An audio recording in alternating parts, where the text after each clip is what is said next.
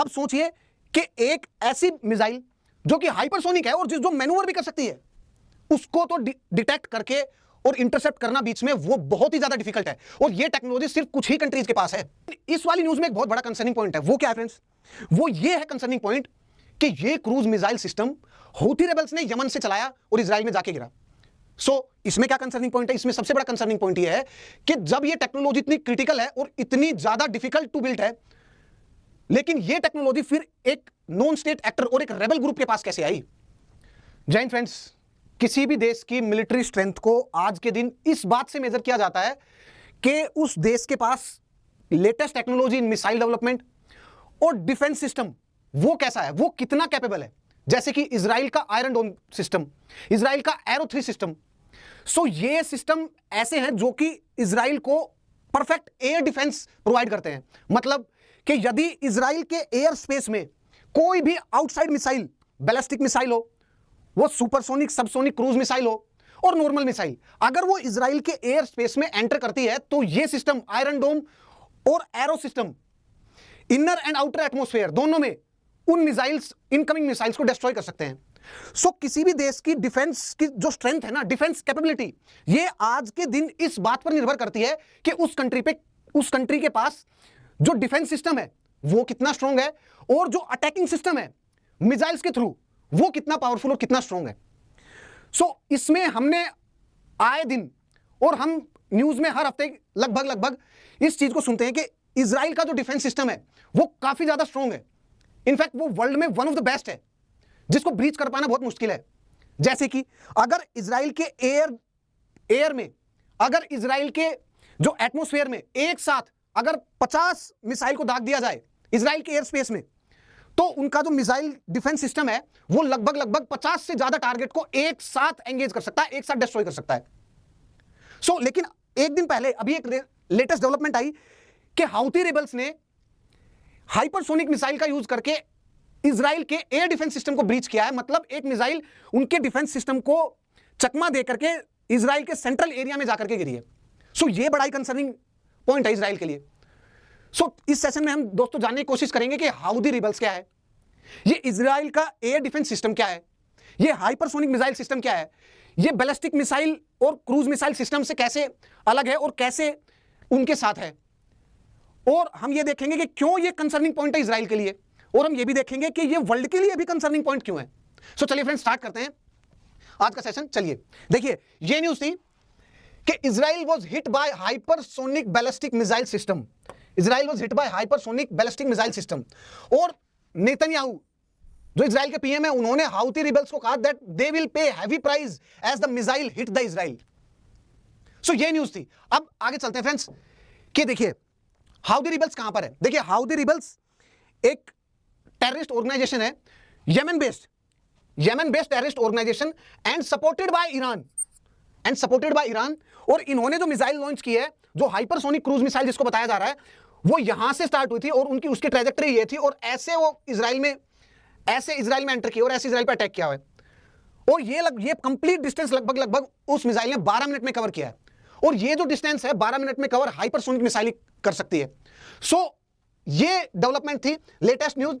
और उसके बाद हम जानने की कोशिश करते हैं कि हाइपरसोनिक मिसाइल सिस्टम क्या है। देखिए, जो मिसाइल्स होती हैं वो जब ट्रेवल करती हैं एयर में यहां से और टारगेट की तरफ, तब वो कुछ स्पीड से करती हैं। वो 3 तरीके की स्पीड हो सकती है। देखिए, अगर वो साउंड की स्पीड से कम है, मतलब 343 मीटर पर सेकंड से कम है, तो वो जो मिसाइल है वो आएगी सबसोनिक मिसाइल सिस्टम, उसको सबसोनिक मिसाइल सिस्टम कहा जाएगा। अगर एक मिसाइल मैक मतलब साउंड की स्पीड से 2 से 3 गुना ज्यादा ट्रेवल करती है, मतलब 343 मीटर इनटू में 2 और 3, अगर इतने से ट्रेवल करती है तो हम उसको सुपरसोनिक मिसाइल सिस्टम कहेंगे। जैसे कि अपना ब्रह्मोस, यदि एक मिसाइल ग्रेटर देन 5 मैक अगर वो ट्रेवल करती है तो उसको हाइपरसोनिक मिसाइल सिस्टम कहेंगे, मतलब साउंड की स्पीड से भी देखिए 5 गुना ज्यादा। उसको डिटेक्ट कर पाना, इंटरसेप्ट कर पाना कितना डिफिकल्ट होगा। आप स्पीड के बेसिस पे समझ गए कि मिसाइल सिस्टम कितने टाइप के होते हैं। देखिए, अब हाइपरसोनिक मिसाइल मैंने आपको बताया क्या है। अब क्या है कि जो मिसाइल सिस्टम है वो 2 तरीके के मान लीजिए आप। देखिए 2 तरीके के, कि पहला एक है बैलिस्टिक मिसाइल सिस्टम और एक है क्रूज मिसाइल सिस्टम। देखिए बैलिस्टिक मिसाइल क्या होता है कि लेट अस सपोज कि यहां से एक मिसाइल लॉन्च करनी है और ये टारगेट है, तो बैलिस्टिक मिसाइल क्या होगी कि प्रोजेक्टाइल ट्रेजेक्ट्री फॉलो करेगी। प्रोजेक्टाइल ट्रेजेक्ट्री मतलब कि वो यहां से लॉन्च होगी और अपने टारगेट की तरफ जाएगी, वो मिसाइल अपने टारगेट की तरफ आउटर एटमॉस्फेयर से होते हुए, और ये एक प्रोजेक्टाइल मोशन को फॉलो करेगी। और इसको बीच में एक बार ये लॉन्च, तो इसको बोलते हैं फायर एंड फॉरगेट, कि ये लॉन्च होगी और उसके बाद एनिमी टेरिटरी में जाकर के अटैक करेगी। इसको बीच में इसके ट्रेजेक्ट्री को कंट्रोल नहीं किया जा सकता। मैंने यहां से लॉन्च किया, यहां पर टारगेट है, तो ये डायरेक्ट टारगेट पे जाके गिरेगी, उसको बीच में मैं उसका रास्ता बदल नहीं सकता। लेकिन क्रूज मिसाइल को मैन्यूवर कर सकते हैं, मतलब वो यहां से उसको लॉन्च किया, वो आउटर एटमॉस्फेयर में गई, फिर उसको एटमॉस्फेयर के अंदर भी, इनर एटमॉस्फेयर में भी ला सकते हैं और उसको मैन्यूवर कर सकते हैं और उसका पाथ बदला जा सकता है। अब क्रूज मिसाइल जो है वो इतनी ज्यादा सिग्निफिकेंट क्यों है? देखिए, बैलिस्टिक मिसाइल सिस्टम को radar, ground based radar detect कर सकता है। देखिए यहां पर रडार होगा, तो ये ground based radar ballistic missile system को इजीली डिटेक्ट कर सकता है। लेकिन जब क्रूज मिसाइल सिस्टम जो कि सरफेस से ज्यादा पास में चलता है, उसको मैन्यूवरिंग भी किया जा सकता है, उसको उसका रास्ता बदला भी जा सकता है, उसको डिटेक्ट कर पाना इस ग्राउंड बेस्ड रडार के लिए बहुत डिफिकल्ट है। सो जिसको डिटेक्ट ही नहीं किया जा सकता, उसको डिफिकल्ट है, तो उसको इंटरसेप्ट करना भी डिफिकल्ट होगा, उसको इनर या आउटर एटमॉस्फेयर में इंटरसेप्ट करना, फोड़ना, वो भी डिफिकल्ट होगा। सो अगर एक क्रूज मिसाइल सिस्टम, जो क्रूज मिसाइल सिस्टम भी 3 तरीके के हैं, सबसोनिक, सुपरसोनिक और हाइपरसोनिक। सबसोनिक मैंने बताया जिसकी स्पीड 1 मैक से कम, सुपरसोनिक जिसकी 2-3 मैक, और हाइपरसोनिक 5 मैक से ज्यादा।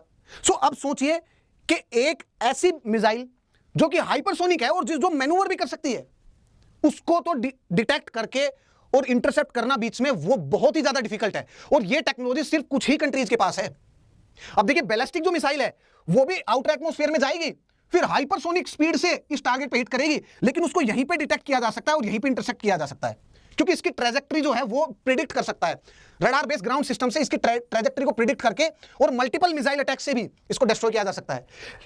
और लेकिन क्रूज मिसाइल में हाइपरसोनिक स्पीड, ये difficult to detect and difficult to intercept है। सो अगर ऐसी मिसाइल डिफरेंट कंट्रीज के पास है, तो वो कंट्रीज तो डेफिनेटली काफी पावरफुल होंगे, डेफिनेटली उनकी मिलिट्री स्ट्रेंथ जो है वो काफी ज्यादा होगी। सो इसीलिए क्रूज हाइपरसोनिक मिसाइल सिस्टम बहुत ज्यादा क्रिटिकल है कंट्रीज के लिए। लेकिन इस वाली न्यूज में एक बहुत बड़ा कंसर्निंग पॉइंट है, वो क्या है फ्रेंड्स? वो ये है कंसर्निंग पॉइंट कि ये cruise missile system Houthi rebels ने यमन से चलाया और इजराइल में जाके गिरा। सो इसमें क्या कंसर्निंग पॉइंट है? इसमें सबसे बड़ा कंसर्निंग पॉइंट यह है कि जब ये टेक्नोलॉजी इतनी क्रिटिकल है और इतनी ज्यादा डिफिकल्ट टू बिल्ड है, लेकिन ये टेक्नोलॉजी फिर एक नॉन स्टेट एक्टर और एक रेबल ग्रुप के पास कैसे आई? ऐसे तो different state, non state actors के पास, डिफरेंट टेररिस्ट ऑर्गेनाइजेशन के पास अगर ये न्यूक्लियर टेक्नोलॉजी प्रोलिफरेट हुई, मतलब फैली, तो सोचिए क्या होगा। अगर किसी कंट्री के पास है, जैसे मान लो India, China, US, Israel, UK, France, अगर इनके पास है ये टेक्नोलॉजी, तो स्टेट अगर किसी दूसरे स्टेट पर अटैक करता है मिसाइल से, तो स्टेट को अकाउंटेबल ठहराया जा सकता है। और 2 स्टेट आपस में लड़ाई में होते हैं, तो वो सोचते हैं कि हाइपरसोनिक मिसाइल से अटैक किया जाए ना किया जाए। सो स्टेट को अकाउंटेबल यूएन में ठहराया जा सकता है अगर हाइपरसोनिक मिसाइल का यूज हो।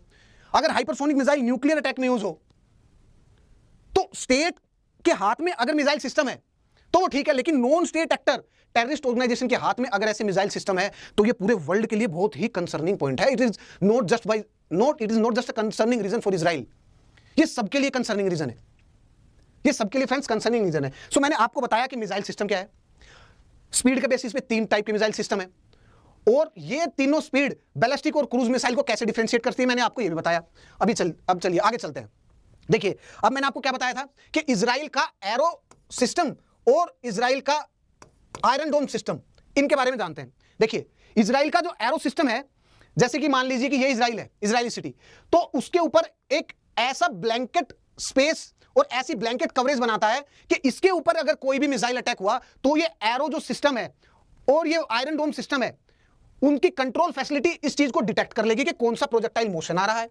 फिर ये मिसाइल सिस्टम को जो है वो इंस्टिगेट और शुरू करेंगी, और वहां से मिसाइल फायर होंगी, और वो उस इनकमिंग प्रोजेक्टाइल को इनर और आउटर एटमॉस्फेयर में जो इंटरसेप्ट कर सकती है। सो ये आयरन डोम और एरो सिस्टम अपनी एक्यूरेसी और एक टाइम में मल्टीपल टारगेट्स को डिस्ट्रॉय कर सकती है, इस चीज के लिए ये वर्ल्ड में फेमस है। लेकिन ये हाइपरसोनिक मिसाइल जो अटैक है, ये वाला अटैक इस iron dome and arrow system को भी चकमा देगा। इसको भी चकमा दे गया। अब देखिए फ्रेंड्स, अब मैंने आपको बताया कि ये कंसर्निंग पॉइंट क्यों है इजराइल के लिए, ये इजराइल के लिए कंसर्निंग पॉइंट क्यों है। देखिए इजराइल जो है वो चारों तरफ से अपने एनिमी स्टेट से घिरा हुआ है। देखिए ये इजराइल है और ये Syria, Iraq, Jordan, Egypt, Sudan, Saudi Arabia, ये पूरा अरब, ईरान, ये पूरा अरब वर्ल्ड इजराइल के अगेंस्ट है। सो एक छोटे से स्टेट के लिए एक भी मिस्टेक, ऐसी एक भी गलती, एक भी वीकनेस अगर उसकी एक्सपोज होती है तो ये उसके लिए बहुत ही ज्यादा कंसर्निंग पॉइंट है, ये उसके लिए बहुत कंसर्निंग पॉइंट है। इसीलिए इजराइल ने इस चीज को बहुत सीरियसली लिया है। अब क्या है इजराइल के लिए, मैंने आपको बताया कि ये इसने इजराइल की वीकनेस को एक्सपोज किया है, इजराइल के डिफेंस सिस्टम की वीकनेस को, और ये और क्यों ज्यादा कंसर्निंग पॉइंट हो जाता है, because Israel is surrounded by enemy from all the sides. अब चलिए फ्रेंड्स देखिए, ये सिर्फ इजराइल के नहीं, वर्ल्ड के लिए कंसर्निंग रीजन क्यों, मैंने आपको बताया कि सबसे बड़ा कंसर्निंग रीजन ये है कि नॉन स्टेट एक्टर्स के हाथ में ये टेक्नोलॉजी चली गई, और नॉन स्टेट एक्टर्स के हाथ में जाने का मतलब है कि there is proliferation of the missile technology. और जब मिसाइल टेक्नोलॉजी ऐसे वर्ल्ड में फैल रही है कि किसी के भी हाथ में मिसाइल, तो टेररिस्ट ऑर्गेनाइजेशन तो आराम से मिसाइल बना लेंगे। फिर ये organisation the missile technology control regime, ये क्या काम कर रही है फिर, इसका मतलब कि ये वाली जो ऑर्गेनाइजेशन है ये उतनी ज्यादा इफेक्टिवनेस से काम नहीं कर रही है फिर।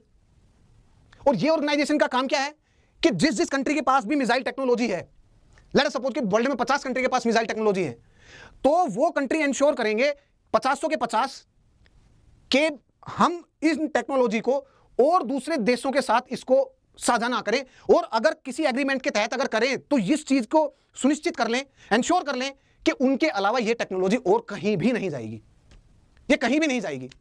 और ये वाला जो ग्रुप है ये 300 किलोमीटर वाली जो मिसाइल्स हैं कि जो 300 किलोमीटर से ज्यादा की रेंज को हिट कर सकती है, उनके लिए ये मोस्टली एप्लीकेबल है। सो ये वाली जो ऑर्गेनाइजेशन है इसकी इनइफेक्टिवनेस को ये वाला अटैक शो कर रहा है। और दूसरा जो कंसर्निंग पॉइंट है कि जो हौदी रिबेल्स हैं उनकी पोजीशन स्ट्रेंथन होगी, अब उनकी पोजीशन स्ट्रेंथन होगी, and this is not good for world trade. क्यों वर्ल्ड ट्रेड के लिए ये जो है वो ठीक बात नहीं है। वाई, देखिए हाउदी जो रिबेल्स है मैंने आपको बताया वो कहां पर है, Yemen based group, Yemen based यहां पर, और ये जो हाउदी यहां पर है, हाउदी ग्रुप। अब क्या है कि ये वाला जो ग्रुप है ये ऐसी जगह पे क्रिटिकल और स्ट्रेटेजिक जगह पे है जहां से वर्ल्ड ट्रेड काफी ज्यादा होता है। देखिए ये यहां से इंडिया, चाइना, इंडो पैसिफिक इस साइड में है, इंडिया, चाइना, इंडो पैसिफिक। सो यहां से को अगर ट्रेड करना है यूरोप की तरफ तो ये गल्फ ऑफ एडन से होते हुए, रेड सी से होते हुए, ये स्वेज कैनाल और मेडिटेरियन सी से होते हुए ये रूट है, ये रूट है, ये रूट है। अगर ये रूट को फॉलो नहीं करते हैं तो ऐसे साउथ अमेरिका से होते हुए यूं और यूं यूरोप के साइड जाना पड़ेगा, जो कि बहुत लंबा रास्ता है। सो शॉर्टकट कौन सा है, ये वाला। और हाउदी अगर ग्रुप यहां पर है यमन में, तो वो इस रूट को इंटरसेप्ट करेंगे, और इस रूट पर अगर वो इंटरसेप्ट करेंगे तो फ्री एंड फेयर ट्रेड को वो इन्फ्लुएंस करेंगे, और वो अपनी टर्म्स एंड कंडीशन को दूसरे देशों के सामने पुट कर सकते हैं कि हम इस रास्ते से आपको तभी जाने देंगे, तब हमारी बात मानिए, हमें भी हफ्ता दीजिए। और अगर कंट्रीज उसको अपोज करते हैं तो अब उनके पास मिसाइल टेक्नोलॉजी है।